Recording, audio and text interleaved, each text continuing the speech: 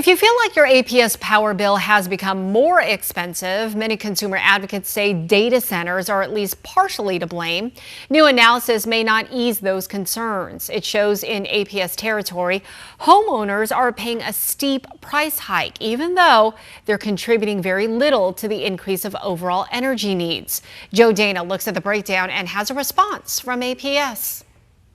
What determines the cost of your electricity bill is complex, and you usually can't blame a single factor. But many energy experts say the explosion of data centers is driving up demand and infrastructure costs.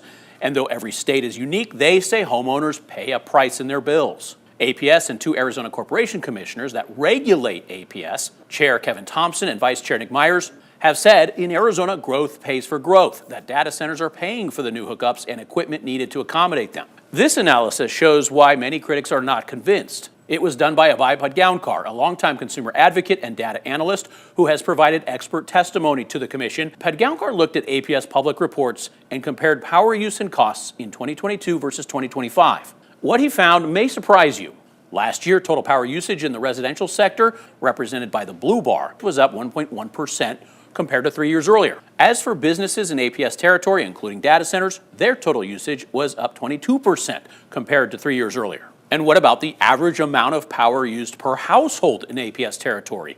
It actually dropped 5.5% last year compared to 3 years earlier. Dropped. As for businesses, their average power consumption went up 18% compared to 3 years earlier. So what about costs? Homeowners are taking a hit. The average price they paid per kilowatt hour last year compared to 2022 was a whopping 23% higher. Meanwhile, the average price business customers paid also went up by a smaller rate, 18%. It's no secret that primarily data centers are driving energy growth. APS has said as much. Again, the businesses in orange, average consumption over 3 years up substantially. On the right, the orange bar shows they are also paying an increase, though not quite as high as homeowners. Data doesn't lie. The data clearly shows that an overwhelming majority of the increase in usage has come from the business sector, whereas the families have picked up the tab. So growth ain't paying for growth. A spokesperson for APS says in a statement, quote, "Growth does pay for growth at APS." They call Padgaonkar's analysis oversimplified and an incomplete picture of how rates and costs are determined. Yes, they say business electricity use has grown faster, but they say that does not mean residential customers are subsidizing business customers. APS points out there's actually a multi-year lag between